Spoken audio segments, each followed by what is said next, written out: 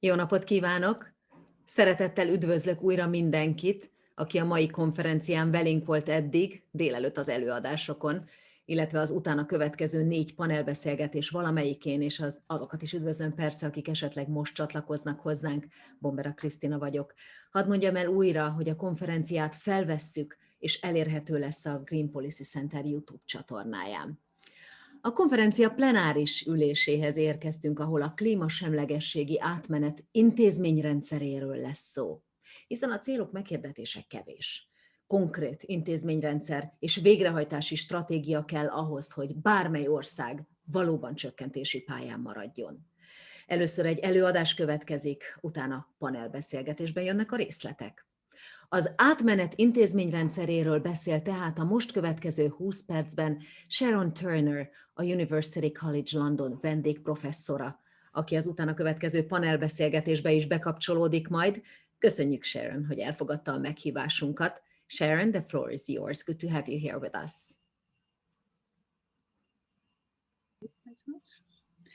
Thank you very much, Christina. Well, it's a great pleasure to have the opportunity to address your conference and to be able to contribute to the discussion.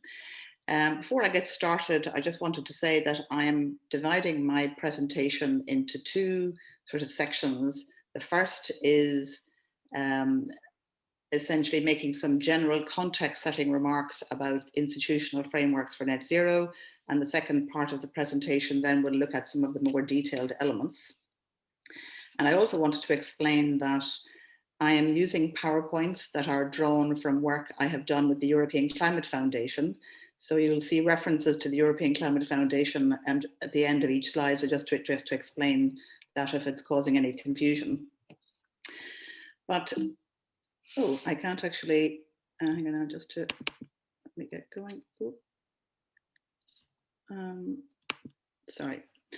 So just to get started then, the first, I suppose, the starting point really for any discussion about the institutions for delivering net zero is, of course, the Paris Agreement itself.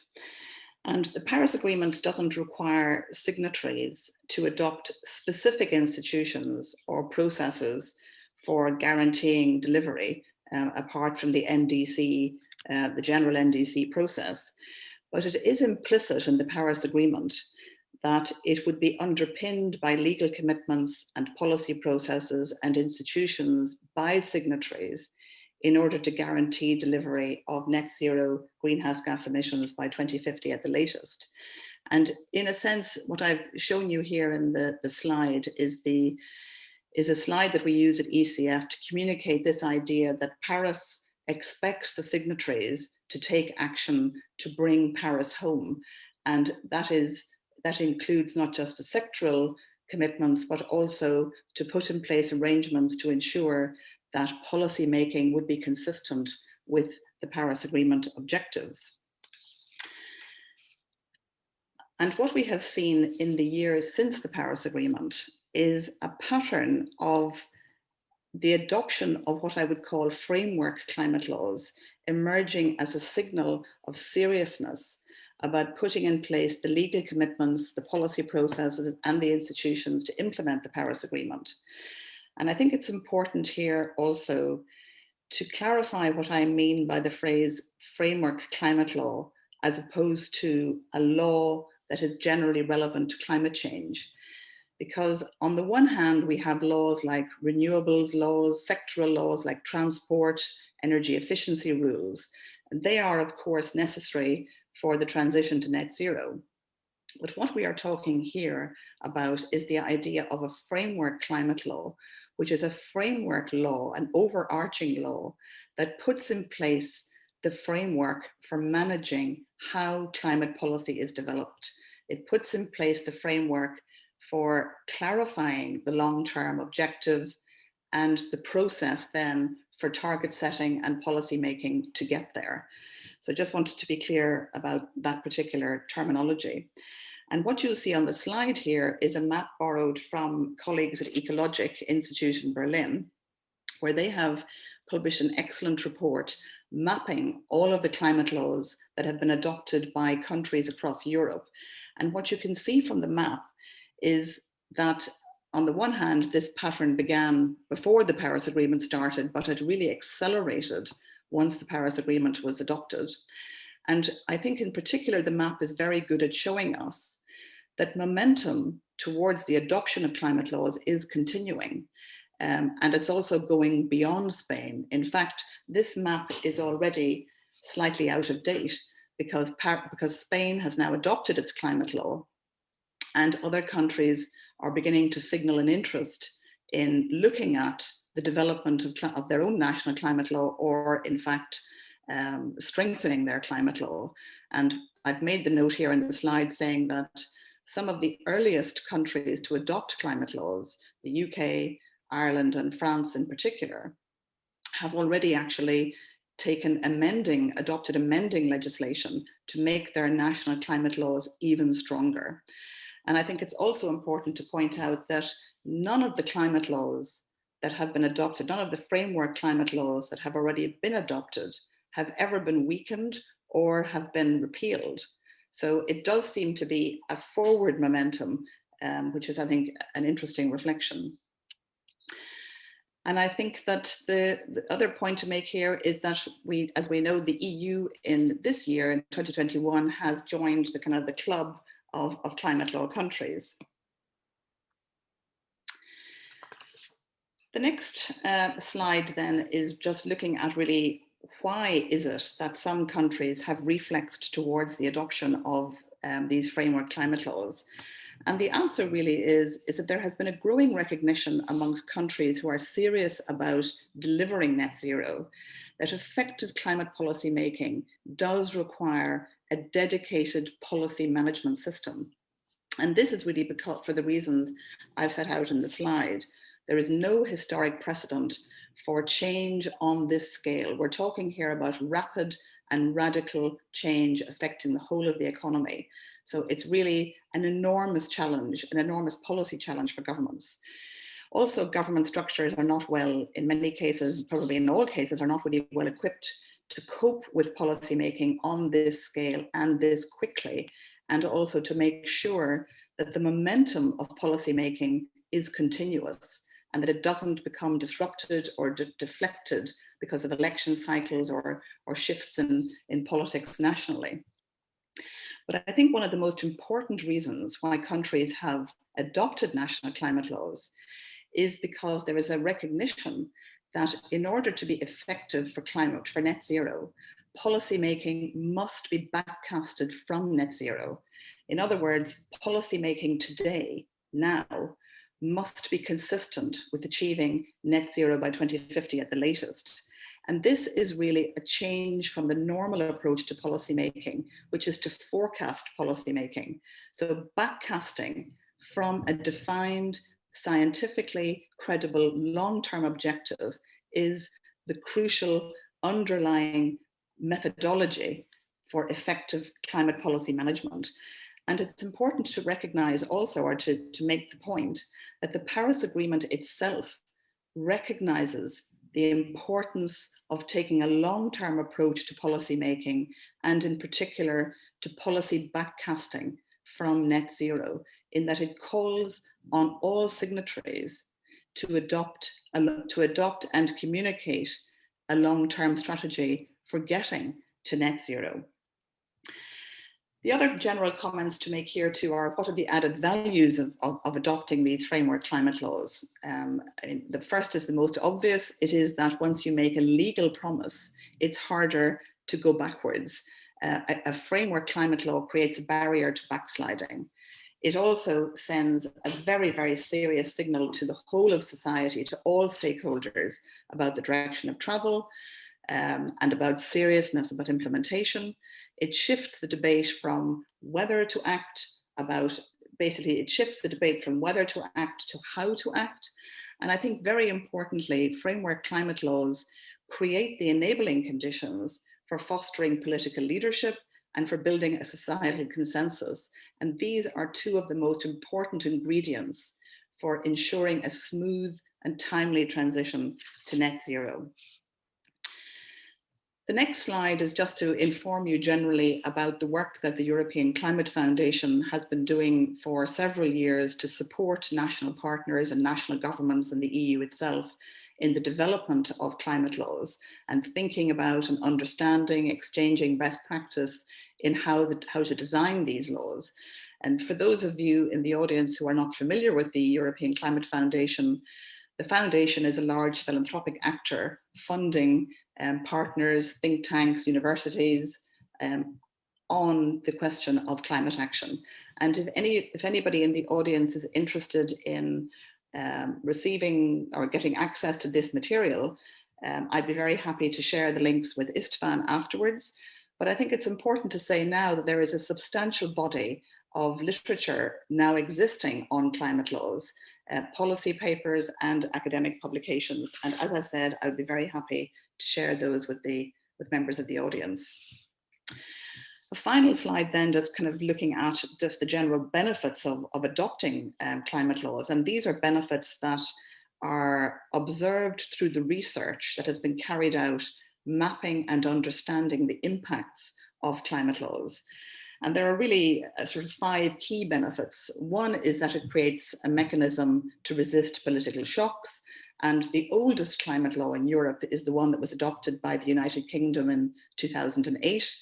And interestingly, within 1 month of the Brexit referendum in the United Kingdom, UK government went on to adopt its newest emissions, its carbon budget, its greenhouse gas budget for the period 2028 to 2032. And what was fascinating about that is that when the Brexit referendum became public, when the outcome was known, it was a profound political shock. It was a huge distraction in the UK. But the Climate Act in the climate law in the UK made sure that climate policy making carried on anyway. And that, I think, was an important evidence of the benefit of the law in resisting the distractions of political shocks. Also, climate laws create processes and opportunities for societal dialogue. For example, the Danish climate law, but it's like several other national climate laws, they create specific mechanisms to have a consistent and ongoing public dialogue about the options and pathways for getting to net zero. And this is really a recognition that there is an enormous importance in building public understanding and public support for the transition and building public buy-in. And this has been one of the benefits of climate laws, is that it creates this framework for having a meaningful, ongoing public discussion about the routes to net zero. Climate laws also importantly create institutions that guarantee or underwrite public trust and transparency in the real policy options for getting to net zero. And for example, several national climate laws have created independent expert advisory bodies that advise national governments and basically publish transparent analysis about the different options for getting there. And I think that is another, it supports trust and transparency about what are the real options facing the country. The climate laws also create policies designed to improve the quality of political debate on climate and foster cross-party support. And they do this by several different means, but essentially they do it by creating routine processes whereby government is reporting to national parliament.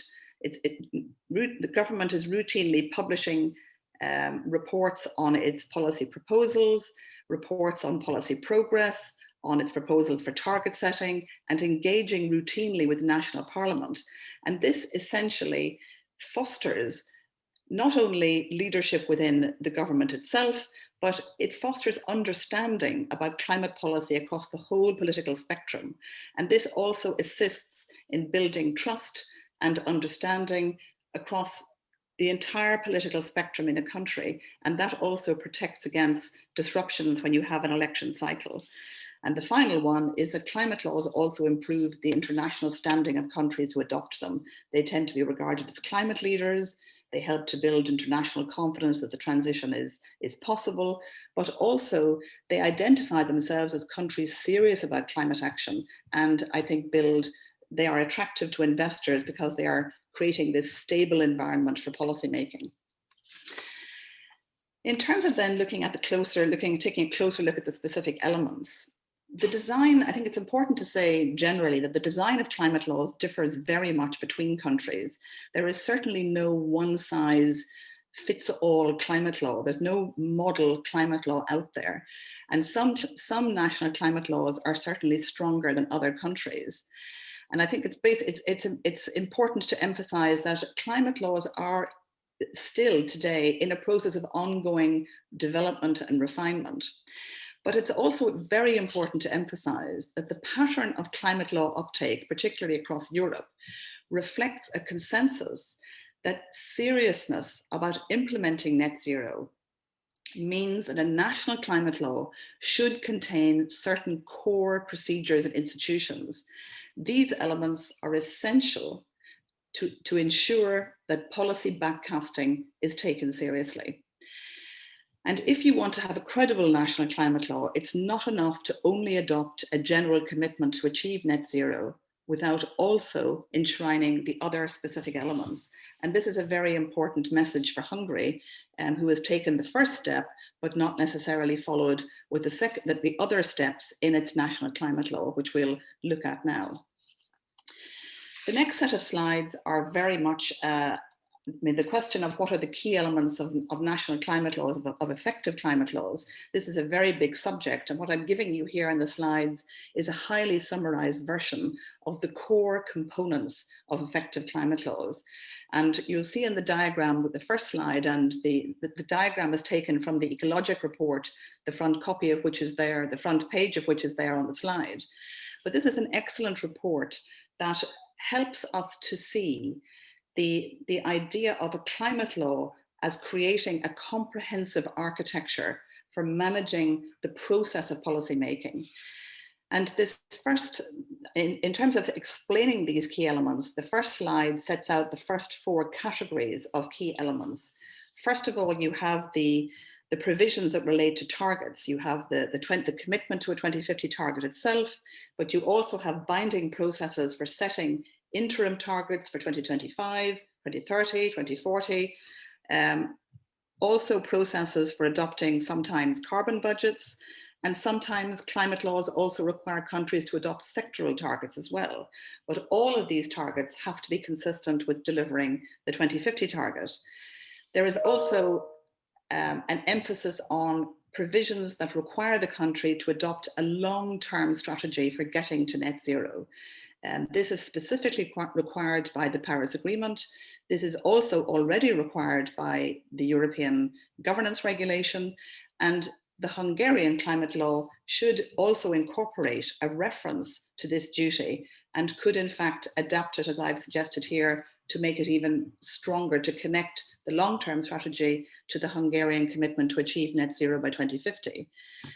The next category of measures are the processes that relate to the adoption of policies and measures on climate. And what I'm talking about here is that climate laws adopt binding processes and timelines for setting out how you will adopt climate policy, when mitigation measures are going to be proposed, who proposes them, and how they're adopted, and a duty to make sure that all policies are consistent with the 2050 objective. And the last category there are a set of processes that require the government to publish to basically undertake a constant process, an annual process of reviewing progress with policy development and progress with implementation, and also a duty to course correct, to take corrective measures if there is clearly a lack of progress. The second slide here on key elements looks at three other categories of measures. One is to say that most climate laws would contain measures requiring government to ensure proper policy coordination between ministries, and also government engagement with national parliament. And although the term national parliament is it differs, the concept and the structures for national parliament differs in different countries. What we're talking about here are the national institutions involved in lawmaking and policy making, both the government and the parliamentary process. The other, I think, key feature you see in effective climate laws is the creation of independent expert advisory bodies. And these, basically every climate law that has been adopted so far contains provisions requiring the creation of this sort of body. And what I've set out for you in the slide there is a summary of the 4 key roles they play. One is that they play a watchdog role, they play an expert advisor role to government, they play a role in building trust because these are non-political advisors, so they are creating a sense of trust in policymaking, and also they create transparency about policy options, and therefore they help the public to understand what are the policy options and to scrutinize the quality of government's policy proposals. But it's very important to emphasize here that when you create an independent expert body, this is not a replacement of democratic responsibility to adopt climate policy. That responsibility remains with the democratically elected government. The role of the independent advisory body is to simply advise government and to provide transparent expert advice. And the final category is on public involvement. The most effective climate laws create dedicated mechanisms for effective public engagement in debates on climate policies and pathways. And what you see in several countries now, they are going beyond passive sort of talking shops into highly deliberative citizen engagement processes, and the use of citizen assemblies and citizen juries are being used in several countries now. And I should also say, just by way of clarification, that I am focusing on the processes in climate laws for mitigation, but climate laws also contain processes for adaptation also. I'm going to just quickly look at the European climate law, because I also realize I'm running out of time. In 2021, the EU announced, in 2021, the EU adopted a climate law. You see there Ursula von der Leyen in 2019 adopting her intention that the Commission would propose a European climate law. This law is committing the EU to become the world's first climate neutral continent by 2050, even though the EU is not quite a continent. That was how Ursula described her intention. But in terms of why the EU has decided to do this, because the EU already has lots and lots of legislation on climate. So the question in many people's mind was, why would the EU also adopt a climate law? And the answer to that is because the EU recognized that in order to be credible about Paris and to be credible about delivering net zero, it required a binding EU commitment to achieve net zero, and also the dedicated procedures and institutions to manage the policymaking process to ensure that that outcome was delivered. The next slide, and I'm going to let you read this at your own leisure, the next slide sets out a summary of the key elements of the European climate law, but 2 important messages here. One is that, consistent with best practice at national level, the European climate law is more than just a commitment to achieve net zero. It contains all of the processes and institutions that are reflected in best practice at national level for delivering and managing the European policy process. And the pictures on the side are from an infographic that the European Climate Foundation and its partners developed together to help stakeholders in the European debate understand what were the central processes and features that must be in the European climate law in order to be credible for net zero. And if anybody in the audience would like to receive an electronic copy of the infographic, I'd be very happy to share it with you. But it's a very, I think, easy to understand campaigning tool for sharing information about how you design, the options for designing a climate law. And then, by way of conclusion, I think just a few important concluding comments to make. First and foremost is to say that the European climate law does not replace national climate laws.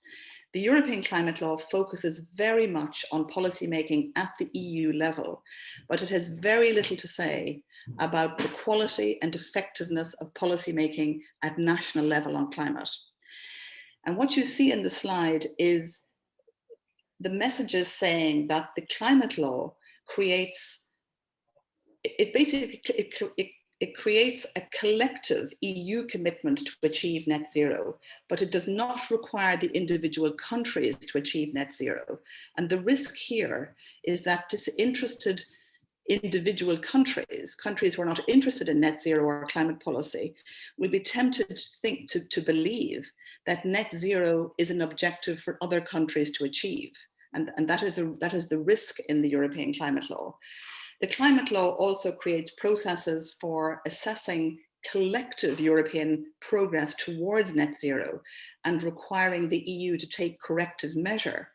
Now, it also does contain powers for the Commission to evaluate the quality of national policy making to see, is it consistent with achieving the collective objective, but it does not enable the Commission to require a national government to take corrective measures.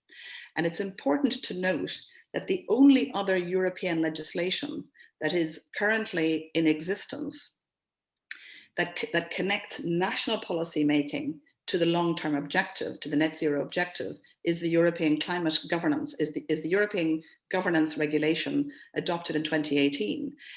This regulation requires member states to adopt a long-term strategy for making an unspecified national contribution to the EU's 2050 objective. And while it is this is a very important instruction for member states to adopt this long-term approach and to consider the net zero objective, it does not specify what the national contribution will be to the net zero objective.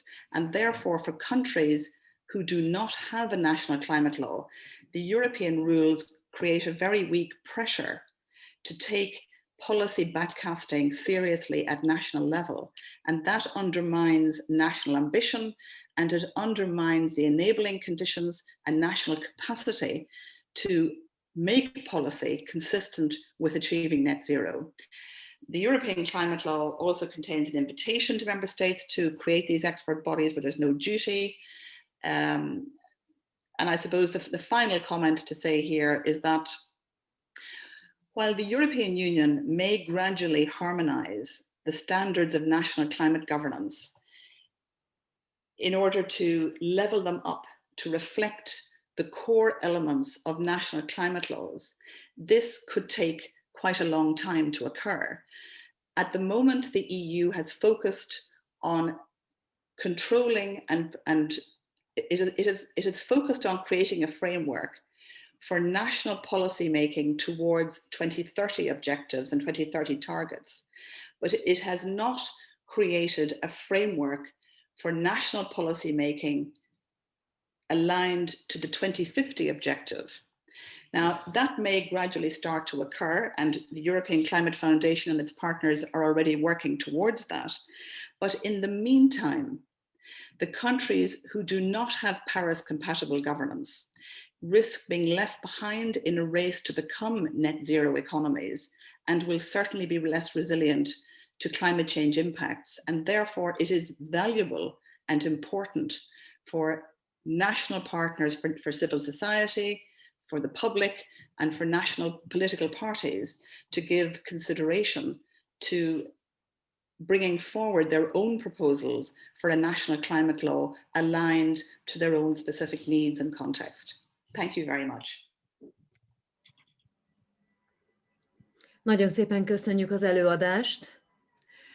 Annyit hadd ismételjek meg, hogy Sharon a többi közt mennyire fontos két dologra hívta fel a többi közt a figyelmet. Egyfelől arra, hogy a nemzeti intézményrendszereknek és a végrehajtási rendszereknek teljes mértékben konzisztensnek kell, vagy kellene lenniük azzal, amit a tudomány, a Párizsi Egyezmény, illetve a további nemzetközi megállapodások kijelölnek. És az is rendkívül érdekes és fontos volt, hogy a korai alkalmazók keretrendszerei, törvényei nem gyengültek az azóta eltelt években, nem vonták vissza, nem inflálhatták azokat, vagyis úgy tűnik, vagy inkább úgy remélhető Európai Uniós és nemzeti szinten is, hogy nincs más hátra, mint előre. Ez jó hír. Talán, hogy gyakran volatilis politikai helyzetek ellenére sok helyen a világban.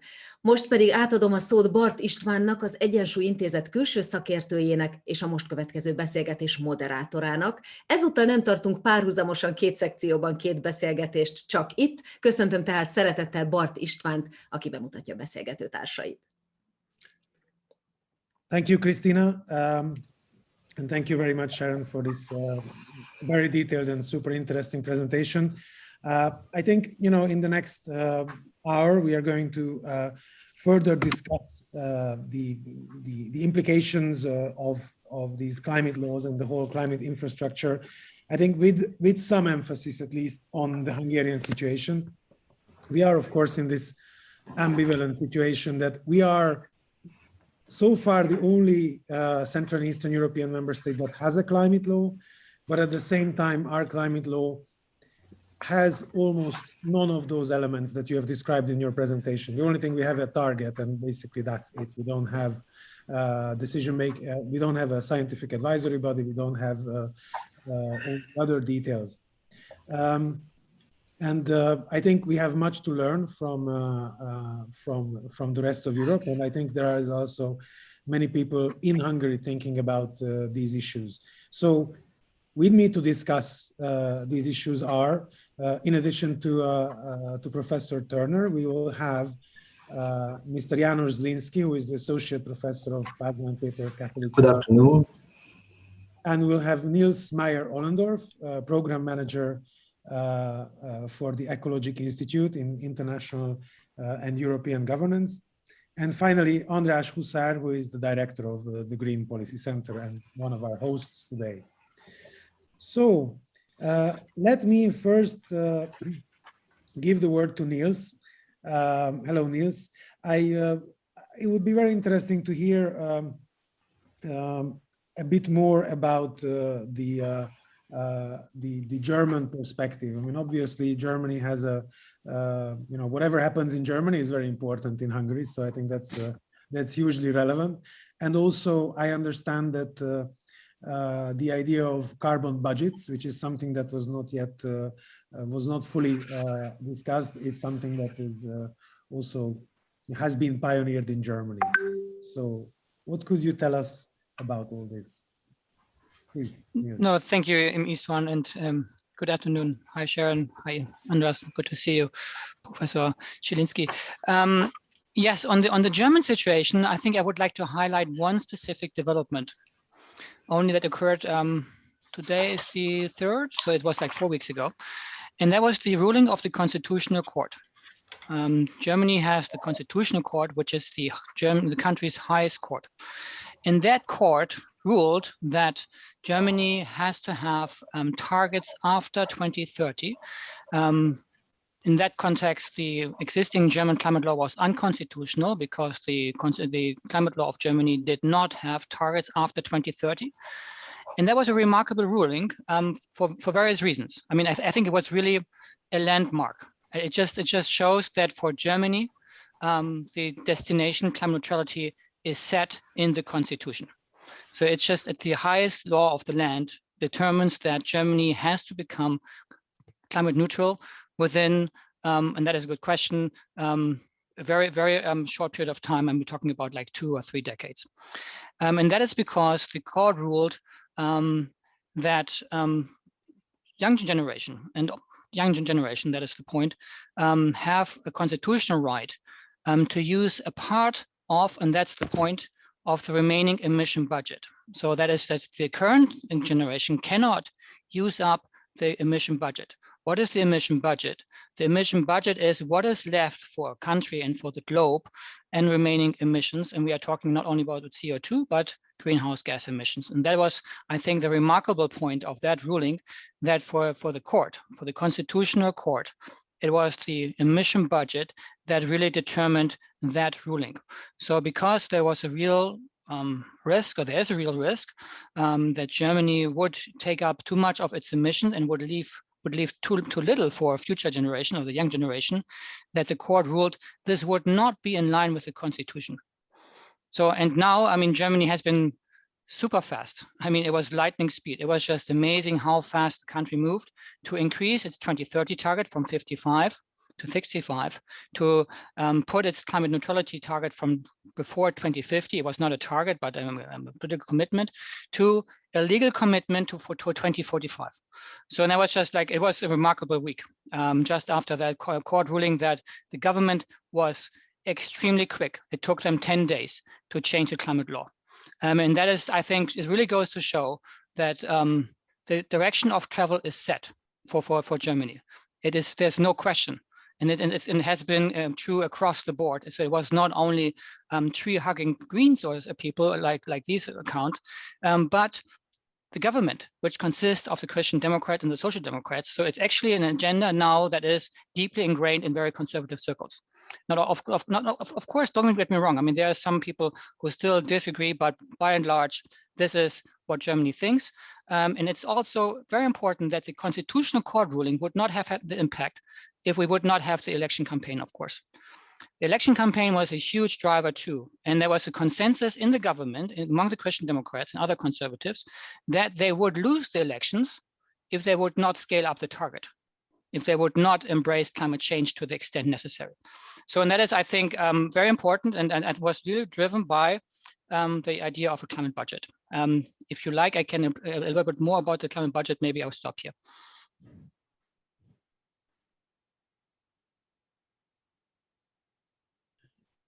Yes, I would just like to ask you to explain what's the difference between a climate budget and a target, you know, in just very simple terms for the audience. Yes, thanks, Isvan. A climate budget, or better, an emission budget, is the, I mean, just like a step back, what matters for the climate? What is the number one figure for the climate? What is the most important figure for the climate? If you would ask me that question, I would tell you there's one magic number at this point. And that magic number in October 2020 was 420. 420 ppm, that was the greenhouse gas concentration in the atmosphere about 6 or 7 months ago. So that has increased since then. And we know, depending on the greenhouse gas concentration, the likelihood of dangerous climate change increases. And because it's the budget and much less meeting a target at a specific point of time, or the absolute amount of emission we emit over time, it is this total amount of emissions that matters for the climate. And that total amount of emissions is presented by an emission budget. I think that's very, a very helpful instrument, because what we have is a problem that accumulates over time. It becomes bigger over time, because the more we emit, the greater the concentration in the atmosphere. And what matters is really that total amount, much less the specific target in a specific point in time.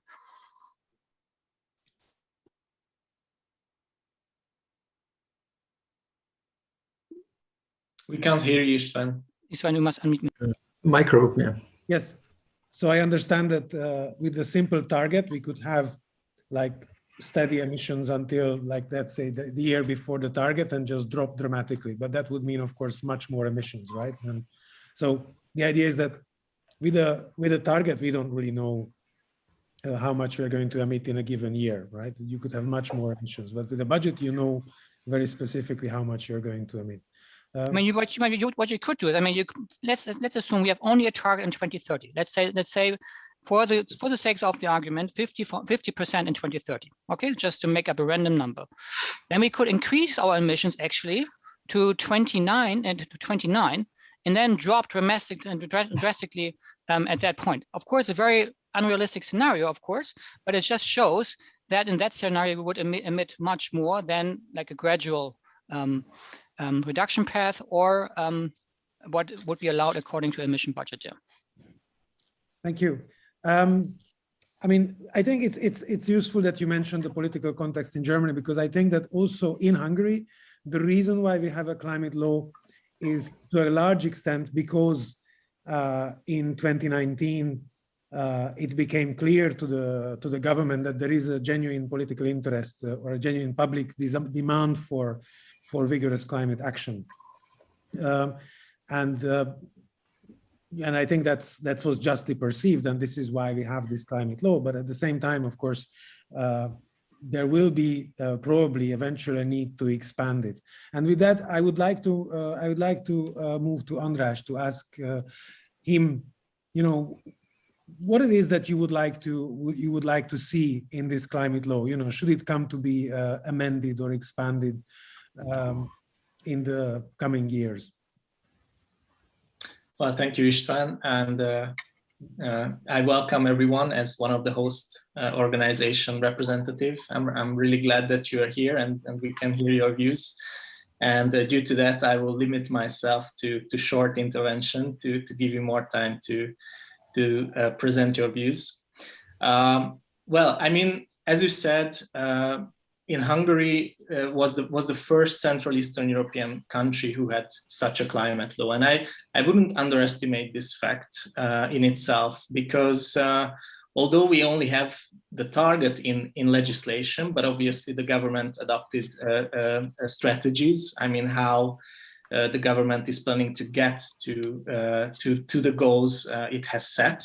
And for instance, Hungary's long-term clean development strategy, how is it called, was just adopted by the government. And there are so many other strategies in place. Well, obviously, as a lawyer myself, I wouldn't, confuse a law and a strategy, because obviously it has a different, meaning, I would say.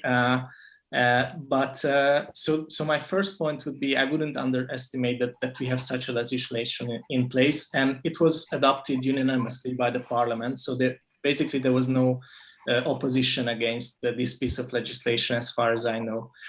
And this is one of the very first precondition for effective implementation is political will. And I think we already have that. And as you said, obviously there were some political games in this adoption, but to me, it shows the importance of the civil society. So if climate change is in the discussion and it is high on the agenda, then it shows how actually politicians cannot avoid this kind of action. So this is, I would say, one of the first preconditions.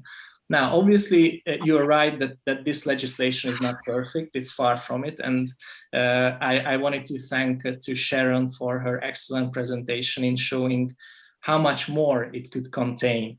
And I think all of those that were mentioned would be really important in Hungary as well. But I would like to highlight two very important aspects, what I believe is absolutely essential. Now, the first one is about processes. Because, as I said, we have very nice strategies, etc., but these strategies can be out of date very, very soon, because the world is changing, technology is changing, the public opinion is changing, and there are all other types of factors that are changing. So what I see now is that we really need to start and continuously maintain discussion forums in terms of sectors, for instance, in terms of horizontal coordination, etc. So basically, people and all stakeholders needs to be forced next to the negotiation table and get back to the issues continuously to see whether we are doing the right thing or not and how we should do it better. So this is one point. And the second point would be the need for a closer cooperation between policy and science. I think it's absolutely important with regards to environmental related challenges. As we saw at the international sphere, without the activities, without the operation of the IPCC, the international political debates or negotiations would be somewhere really far from where we are now, I think. So the IPCC was a huge boost and a huge, help in enhancing the political discussions into the right direction. But as Sharon highlighted, I also wanted to share her views that science could never replace decision-making. It's not about that, but it's about mapping the various options and show the opportunities and challenges associated with that. But I mean, I think it's absolutely essential to get this cooperation much more frequent and much more effective. Just think about the case of the COVID-19 crisis. We saw that politicians immediately ran to scientists, like what should be done. And I think it can easily happen with the climate crisis if we don't act in time, that we will be in a state of emergency for real. And politicians will run to scientists to tell them what to do. But I think if we do it in a much more predictable way, but start immediately, then I think we will be in a much more comfortable situation than we could end up in the end. So these are my two reflections at this point. Thank you. Thank you very much, András. Let me turn to Dr. Zielinski now. I think one of the important issues that is clear in the Hungarian climate law, that it primarily focuses on, and as many other climate laws do, it focuses on mitigation, i.e. the reduction of greenhouse gas emissions and reaching a certain target. But obviously the climate crisis is not only about mitigation. There are many other issues to consider and many other angles. How do you see the role of climate laws and this climate law in the broader context of climate governance? Yeah, thank you very much, and thanks for allowing me to step back, so to speak, a little bit, and also thanks to the previous speakers for providing me with all the hooks to hang my messages on. Professor Turner was talking about in her last words about the Paris compatible governance, and it's the very nice expression. So what is there apart from legislation? What should be there in bodies, in physical institutions and processes for a Paris compatible governance, indeed for a sustainability transition? If I can quote Pope Francis, he famously said, "There's only one problem," and in this sense, not wishing to depart from the climate debate, it's still worth mentioning that we are within the sustainability debate. And then we heard about the Constitutional Court in Germany, the role of a very important institution. And here we are at the question of state organs.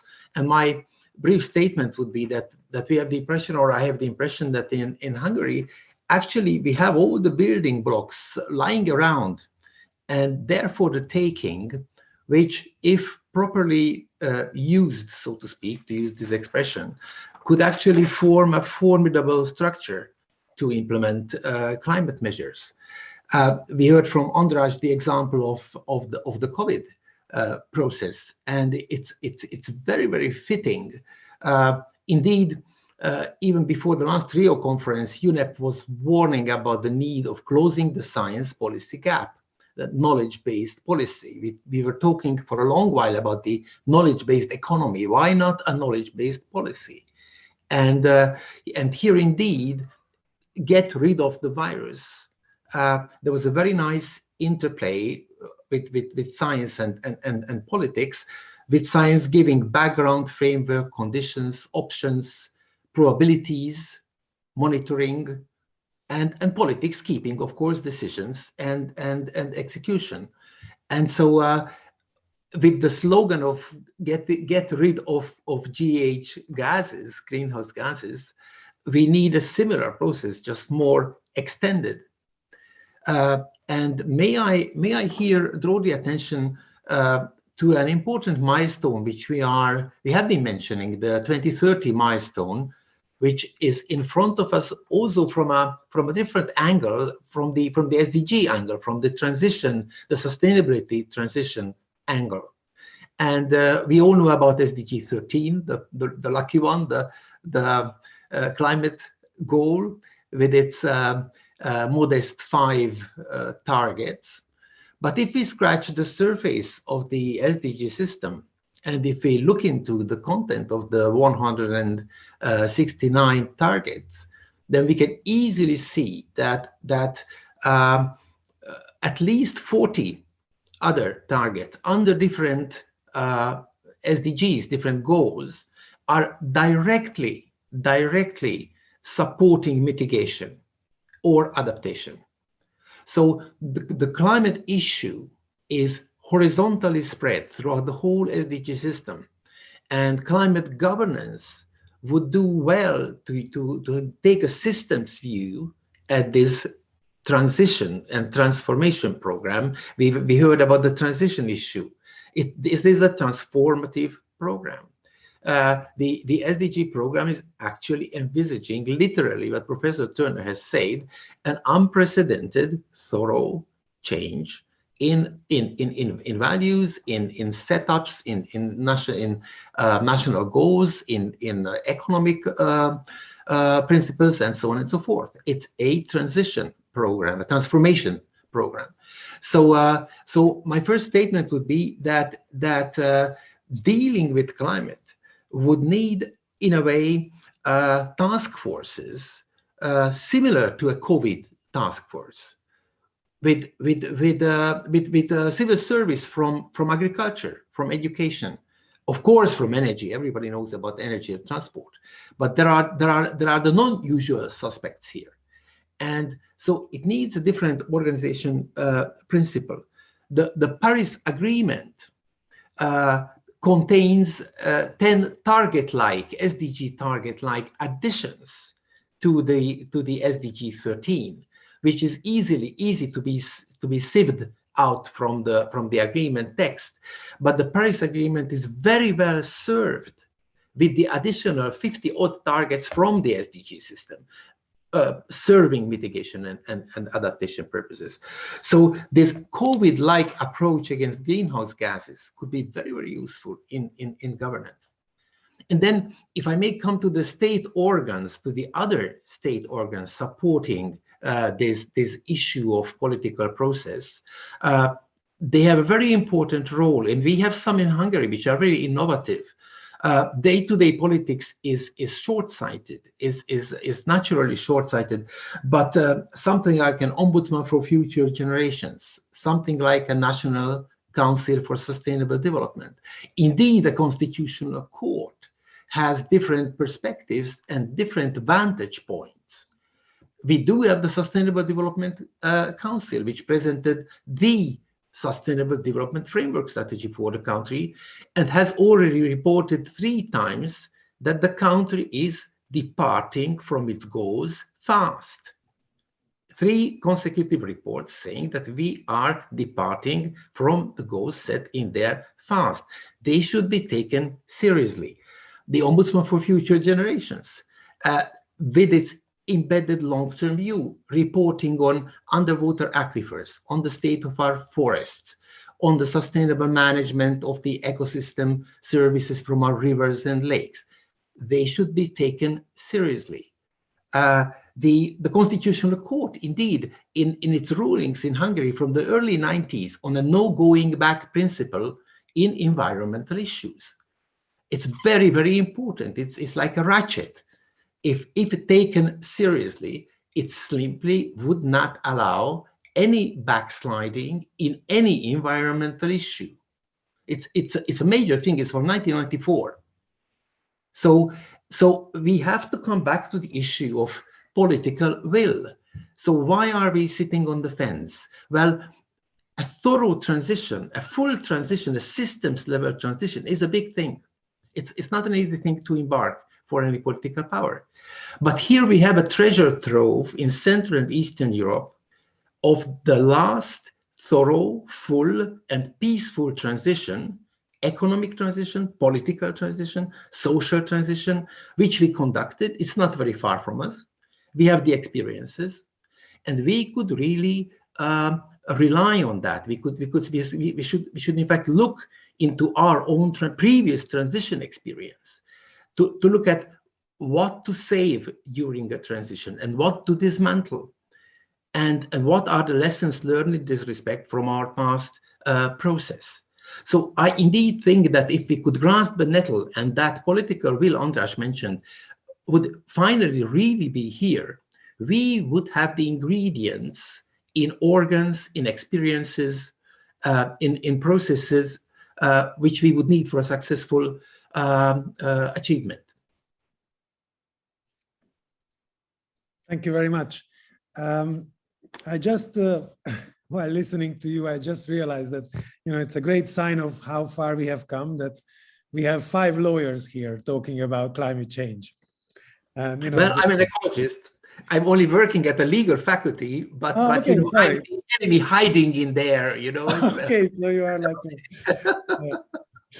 anyway, but we are clearly lawyers are clearly dominating the discussion now, which is quite an interesting situation. And with that, I would like to turn to the question of this whole idea of further European harmonization, of whether is it a good idea or not? You know, I understand that Professor Turner are working on creating further European harmonization on this subject, but at the same time, we know that there are many member states who don't take very lightly to the idea of being told from Brussels what to do. On the other hand, we also know that there are many member states who don't have climate laws right now. So, you know, if I would like to ask the panelists that if you were in charge, then what would be your approach? Do you think that is this whole process something that should be driven by the member states, or should it rather be driven by the European Union? I don't know who wants to come first. Sharon, please. I think this is an excellent question, Istvan, and I'm very glad you've asked it, because Nils and I are part of another group of partners who are wrestling with exactly this question as we think about what we ask the European Commission to focus on next, because the EU is now developing its proposals for how they're going to amend the other parts of European climate law to make sure that they come into line with net zero. And it's interesting that the Commission has not included in its published thinking so far any mention of national climate governance. There's no mention of the EU planning to change national climate governance or national climate law. And I think that, to me, I think the answer to the question lies, I mean, we are going to call on the Commission. I'm myself publishing a paper shortly setting out why I think the Commission should do this. But I think that if the European Union, I mean, there is absolutely no doubt that there is strength in collective action. If the European member states work together, Europe is much more likely to achieve net zero than if every country acts separately. There is an enormous amount of policy innovation occurring at national level across Europe. I mean, it's unprecedented globally, the amount of imagination and innovation that has been occurring on this continent about how you develop exactly what Janos was describing, this transformational systems approach to policymaking. And I think that if there was genuinely good faith and solidarity between countries, there would be, this is an opportunity for the Commission to say to its member states, so much has been learned in the last decade, even 2 decades, about this system's management system. This is an opportunity for us to really discuss what has been learned. How can we share that good practice? But I think there has to be a recognition that time is not our friend. The EU, this is a unique policy setting. It's like COVID. They have weeks to act, sometimes days to act in the COVID context. If the EU and its individual member states are really serious about climate change, and this is what the climate law tells us they are, I think that there should be a conference of the member states to come together specifically to discuss the governance enabling conditions that need to be created at national level in order to align policy to net zero, to build the national conversation, to build the cross-party political consensus, to build NGO capacity, to build sectoral roadmaps, so on and so forth. And I think that I would hope that rather than the EU having to say, you must do X, Y, and Z, that the outcome of that conference would be a consensus amongst the member states that we want this legislation, that we share a recognition that we need to do it, and that one way to do it is to use the invaluable platform of the EU to agree certain minimum standards, and that we all at least comply with those. Now, many partners are actively discussing what should the minimum standards be, but I think this is a real moment of reckoning for the EU. And I think that the spirit of the climate law, the spirit of the European climate law, I hope will encourage the Commission and its member states to move into a different mode of discussion about the next steps. Because I think that Andrus was describing about politicians running to scientists. I think that politicians might soon be running to lawyers, actually, in light of the learning from COVID. I mean, COVID is the classic forerunner of what the climate crisis is confronting politicians with. And I think that I suppose I hope that the Commission can avoid this sense of instructing member states, and that they can create a conversation with their countries about what needs to happen at national level to put in place this systems approach to policy making. So it's not a perfect answer, I know. It's an idealistic answer, but I do think this is the moment to have that conversation. Thank you very much. Before I ask the other panelists, I'm remembering to remind the audience that if they have any questions, they are more than welcome to ask them through the Q&A panel, and hopefully we'll have time to that. I don't know, Niels, András, János, would you like to listen up? Yes, János, please. I can't hear you, you are muted.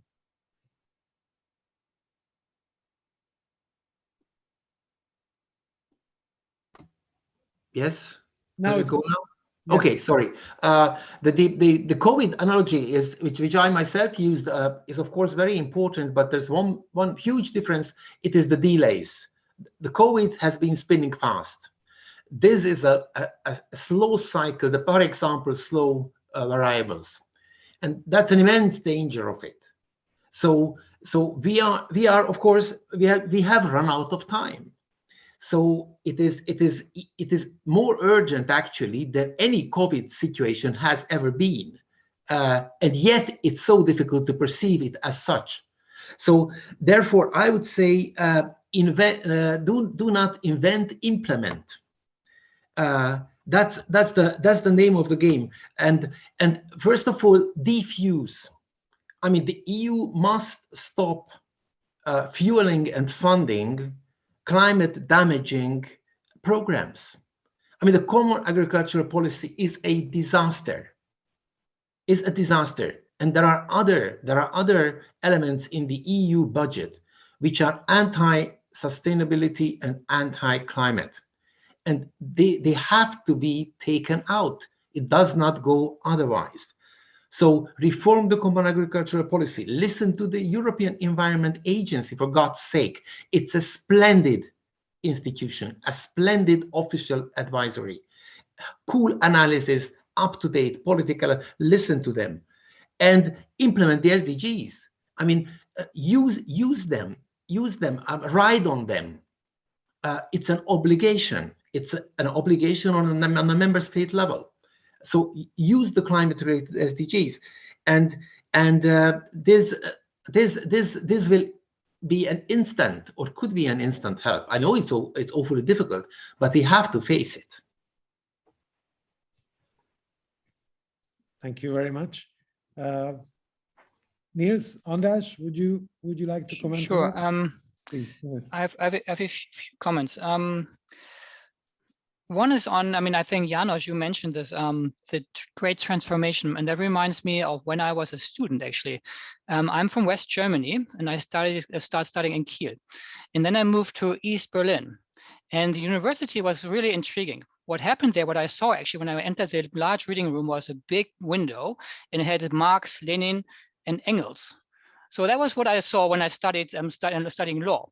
But the most amazing thing was this: there were 2 books on the shelf, 2 books. So unlike here, where there are like thousands of books, in East Berlin had 2 books. And that was because all the books were removed from the GDR. And I think this was really a huge transformation. And if we do the transformation for climate, we will still have the books on the shelf.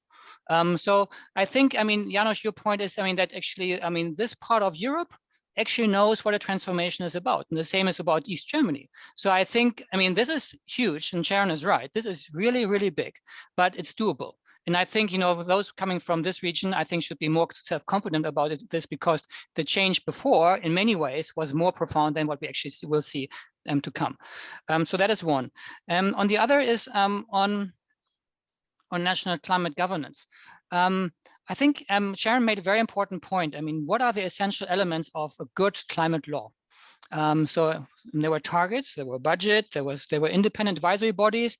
These were essential elements, and I think the other one you mentioned were public engagement, involving the public.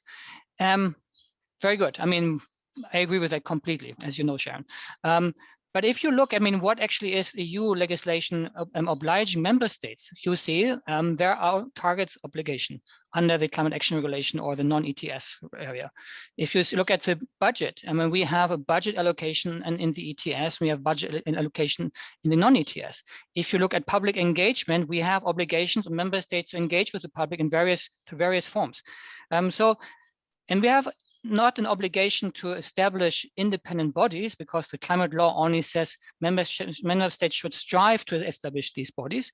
So that is a shortcoming, but all in all, there's already much in place. There's no obligation to put all this into one law, but to have it in several laws. And I would say, well, I mean, that is already quite something. The climate law itself, I agree with Sharon, is a huge symbolic gesture.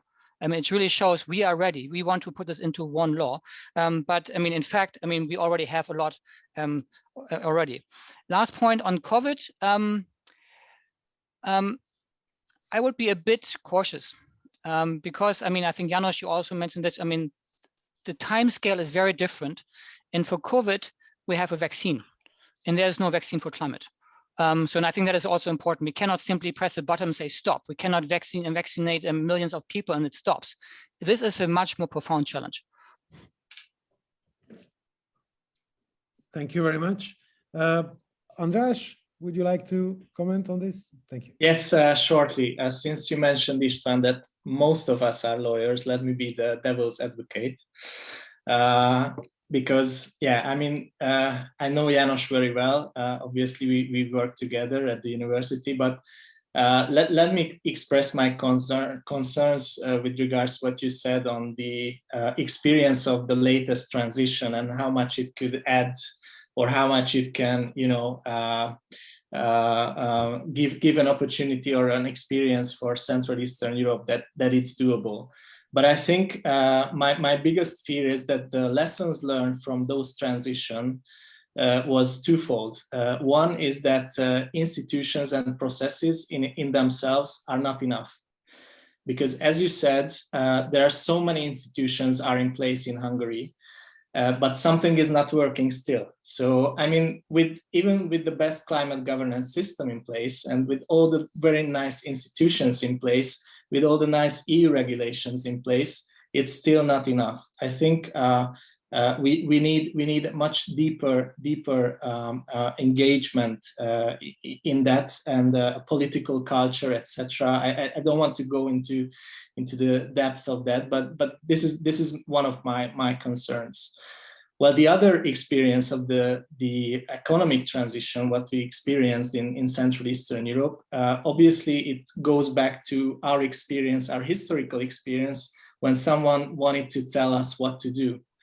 And I think there is a kind of natural resistance in Hungarians when someone else is trying to teach us how to do things from outside of Hungary. So, I mean, obviously this question, I mean, to what extent we should harmonize climate governance at the EU level, is a part of a bigger picture in the discussion in general, how the EU's future should be shaped. I mean, there's a conference going on now about the future of Europe in general. You know, there are two basic directions. One would point towards the United States of Europe. The other is towards the Europe of nations. And I think climate governance or climate policy harmonization is part of that debate, or one aspect of the debate. And you know, I believe to some extent in harmonization, but I really wanted to underline that national circumstances are so different across Europe, and this needs to be reflected in the EU legislation as well, because you know, the most hot topic probably nowadays is the extension of the emission trading system. And there are huge debates and huge fears, first and foremost in the Central and Eastern European countries, that there will be some kind of you know, raise in prices due to that, and again, poorer countries will bear the costs of the transition, etc. So I think we have to be really cautious when we try to harmonize too soon something which not all the people are ready for, and maybe it's not even rational after some point. So, I mean, in general, in the EU law, there's always a debate between the advantages and disadvantages of directives against regulations, where, you know, you leave some room for national implementation when you talk about directives, and you don't leave too much room for interpretation in the case of regulations. So I think it's a valid debate, and there should be some kind of harmonization, and I completely agree with that. But I wouldn't overlook completely the role of national authorities, national actors in general, because the other lesson learned I wanted to mention is look what happened when there was a real emergency situation in the COVID crisis. The EU immediately split into countries, right? I mean, the most effective actions happened at the national level, not at the EU level, and the EU was so weak in coordinating efforts, and everybody started to follow their own interests. And I think that can easily happen when the climate crisis will reach a level when there will be serious problems in terms of, I don't know, migration, food security, etc. So, I mean, this is another lesson learned that we need to really reconsider and bear in mind when we are thinking about what competencies should the EU have and what competencies should be left at the national level. Thank you. Thank you very much, András. Well, I would have loved to discuss with you still the question of, you know, do we think is a nice thing that recently courts are coming up with all these climate related decisions, or do we think it's sort of an aberration, like an aberration of the hijacking of the policy development process?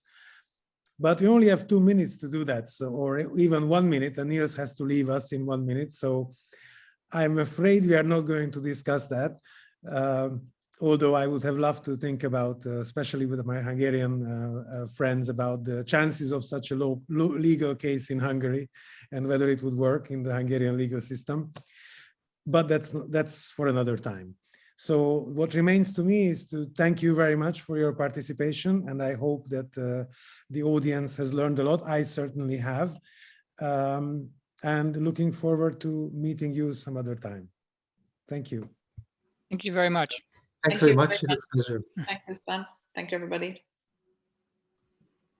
Nagyon szépen köszönöm Bart Istvánnak és beszélgető társainak az elmúlt közel 1 órát. Rendkívül érdekes volt számos felvetés, de például az, hogy az Európai Bizottság jelenlegi szerepéről és pozíciójáról a nemzeti kormányok szabályozásainak a viszonylatában, ahogyan Sharon mondta, jó lenne, ha a bizottság úgy tudná a vezető szerepe jelentőségéről az esetleg szkeptikus országokat, a szuverén mechanizmusaikat féltő országokat meggyőzni, hogy arra helyezi a hangsúlyt, hogy az elmúlt 2 évtized jó gyakorlatai bizonyos uniós országokban komoly eredményeket hoztak. Ezek átvétele, implementációja, tehát nem kockázat, hanem lehetőség más tagországoknak a meglévő jó gyakorlatok nagyon gyors adaptálására, leginkább azért, mert nincs időnk időt húzni.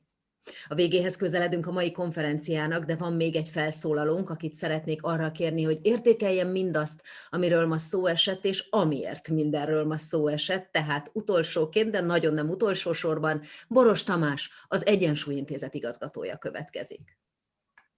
Köszönöm szépen, kedves Kriszta.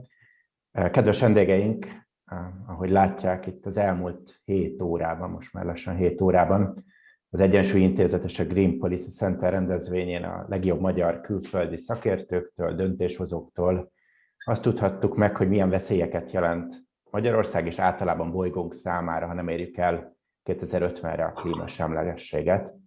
Sok mindent megtudhattunk. Megtudhattuk, hogy a klímaváltozás miatt századunk közepére Magyarországon megduplázódik a hőhullámos napok száma. Megtudhattuk például azt, hogy új betegségek jelennek meg, és régiek lesznek súlyosabbak. Megtudhattuk, hogy több fertőző szúnyog és kullancs, több rákcsáló, több allergén növény fogja megkeseríteni az életünket. Megtudhattunk olyan dolgokat, hogy az UV-sugárzás hogyan jelent majd több rákos megbetegedést, hogyan fognak szélsőséges időjárási körülmények, szélsőséges vízjárás egyre több asszályt és villámárvizet jelenteni. Megtudhattuk azt is, hogy az asszály miatt hogy lesz több erdőtűz, és azt is, hogy a villámárvizek miatt hogy lesz több kár épületeinkben, az emberéletekben. Megtudhattuk, hogy ha megúsztuk a villámárvizeket, akkor jönnek majd a heves viharok, az egyre gyakoribb szél és jégkárok. Megtudhattuk azt, hogy felbojdul folyóink vízszintje, megtudhattuk, hogy emiatt nem csak a hajózás nehezül meg, hanem akár még az energiatermelés is veszélybe kerülhet, főleg Magyarországon. Megtudhattuk azt is, hogy Magyarországon és a világban hogyan bojdulnak fel a természetes életkörülmények, hogyan pusztulnak ki teljes állatfajok, hogyan csökken a biodiverzitás, hogyan sivatagosodik el a vidék, hogyan borul fel minden, amit a magyar mezőgazdaságról és általában a Magyarországon termelhető növényekről tudtunk az elmúlt évszázadokban. Megtudhattuk, hogy nem csak a természetben, vidéken vagyunk veszélyben, hanem a városainkban is. Megtudhattuk, hogyan rongálódik meg egyre gyakrabban az épített környezetünk, hogyan lesznek életetlenebbek a lebetonozott terek, milyen problémákat fognak okozni a hőhullámok, hogyan nő a légszennyezés, és ez utóbbi miatt hogyan hal meg egyébként közel 13-14 ezer magyar évente. Megtudhattuk, hogy a klímaalkalmazkodás gazdasági és társadalmi átalakulást is igényel. Azt, hogy az alkalmazkodás teljes iparágakat törölhet el a föld felszínéről, és teljesen másokat pedig az égbe emelhet. Megtudhattuk, hogy a klímaalkalmazkodás és a klímasemlegesség elérése a magyar GDP egy szabad szemmel és jól látható részét felemészti majd. És egyébként ezt is megtudhattuk, hogy ennél csak az jelent majd nagyobb kiadást a magyar gazdaság számára, ha egyébként nem teszünk semmit a klímaváltozás ellen. Megtudhattuk, hogy a klímaváltozásnak, mint szinte minden gyors változásnak a világban, hogyan lehetnek a szegények a legnagyobb vesztesei, hogyan alakul át a gazdaság, hogyan veszítik el hazánkban is egyébként 10 000-ek akár a munkahelyüket a klímaváltozás miatt. És fontos azt is leszögeznünk, hogy bár Magyarország csak a világ kibocsátásának a 0,15%-áért felel, és az alapján gondolhatnánk egyébként, hogy mindegy is, hogy mit cselekszünk. Most ebből a kapcsolatban is megtudhattuk azt, hogy ez egyébként morális felelősségünk unokáink felé, hogy mit teszünk, és amúgy meg a versenyképességünk záloga a jelenben. Ezért fontos, hogy cselekedjünk és alkalmazkodjunk. És ami nekem nagyon fontos volt, hogy azt is megtudhattuk, hogy egyébként van remény, tehát tudjuk, mit kell tenni, tehát van elképzelés arról, hogy hogyan kell elérni a klímasemleges átmenetet. Amiről azonban én így zárószóként szeretnék beszélni, az az, amit nem az előadáson elhangzott beszédekből, nem a panelbeszélgetésen kialakult, iszonyatosan izgalmas párbeszédekből, nem a konferenciára vagy a konferencia előtt elolvasott cikkekből és tanulmányokból tudhattunk meg. Van ugyanis szerintem valami, amit abból tudhattunk meg, hogy az elmúlt közel 7 órában Magyarországon egyedülállóan szokatlan módon egy közös rendezvényen, egy közös, még ha csak virtuális asztal mellett ült, és egy közös célért szólalt föl, kormánypárti és ellenzéki politikus, magyar és szlovák, egy multinacionális cég vezetője és egy szakszervezet vezetője, a katolikus egyház képviselője és a református egyház képviselője, egy közös célért szólalt fel a Nemzeti Bank képviselője és egy kereskedelmi bankoknak a képviselője, az állam képviselője, a főváros képviselője, a civil szervezetek képviselője. Szóval, hogy az elmúlt órákban nem csak azt tudhattuk meg, hogy mi minden vár ránk a következő évtizedekben a klímaváltozás miatt, és nem csak azt, hogy milyen kihívások és feladatok vannak, amiket tennünk kell, nem csak azt tudhattuk meg, hogy ezt az átállást igazságosan kell megtennünk, hanem valami nagyon furcsa dolgot, olyat, ami egyébként ritka kincs ebben az országban, azt, hogy igenis vannak közös céljaink. Tehát, hogy vannak olyan feladatok, amelyek miatt hajlandóak vagyunk leülni egy asztalhoz, és hajlandóak vagyunk közösen tenni. Hogy vannak olyan célok, amelyek miatt félre tudjuk tenni az egyébként megszokott rövidtávú gondolkodásunkat ebben az országban.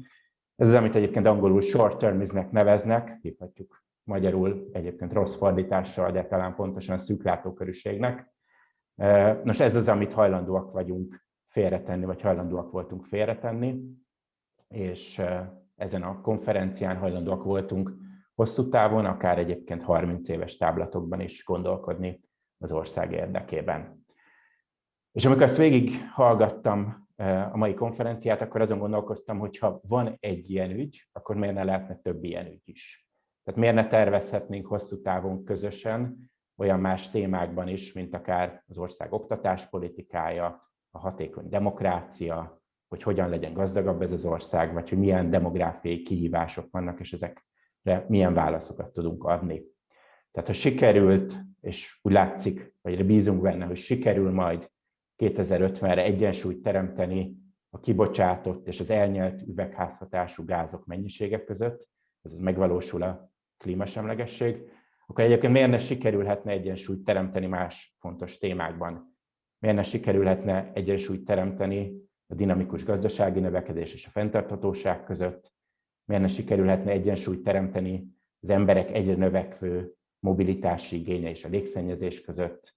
Vagy miért ne sikerülne egyébként a demokratikus rendszerünkben oly fontos többségi akaratot megtestesítő, és mondjuk a meritokratikus intézmények aránya között egyensúlyt teremteni, vagy oktatási rendszerünkben a leszakadók minél gyorsabb felzárkóztatása és a tehetséggondozás között.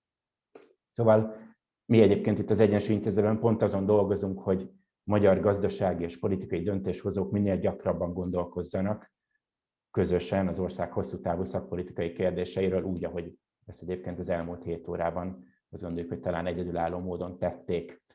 És éppen ezért volt megtisztelő, hogy a Green Policy Centerrel az elmúlt órákban közösen dolgozhattunk, hogy közösen gondolkodhattunk ezen a konferencián, és nagyon reméljük azt, hogy ilyen és hasonló hosszú távú kérdésekben van konszenzus, van olyan ügy, amiért érdemes együtt leülni, és ezeknek a szereplőknek is érdemes máskor is sokszor 7 órát együtt tölteni. Nagyon szépen köszönöm a figyelmüket.